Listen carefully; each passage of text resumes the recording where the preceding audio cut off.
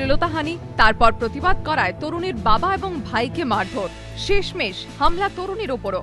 এমনই অভিযোগ ঘিরে মঙ্গলবার সকালে তীব্র উত্তেজনা ছড়ায় মানিকতলা থানার মুরারিপুকুর রোড এলাকায়। এখানে একটি হোটেল চালায় এক পরিবার।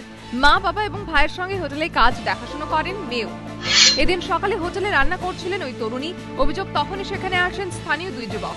অভিযোগকারিনীর দাবি, মত্ত ওই দুই যুবক তাঁর শ্লীলতাহানি করে। তরুণী প্রতিবাদ করলে তার মুখে সিগারেটের ধোঁয়া ছাড়েন এক যুবক।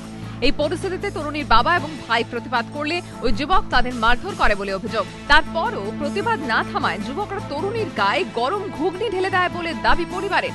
এরপরই ঘটনাস্থল থেকে চম্পট দেয় যুবকরা। ঘটনার পর হাসপাতালে নিয়ে গিয়ে চিকিৎসা করা হয় তরুণী। তার দেহের বেশ কিছু অংশ পুড়ে গিয়েছে। আমি রুটি করছিলাম, বাবা সবজি করছিল, ওই টুলে বসে টোন ছাড়ছিল।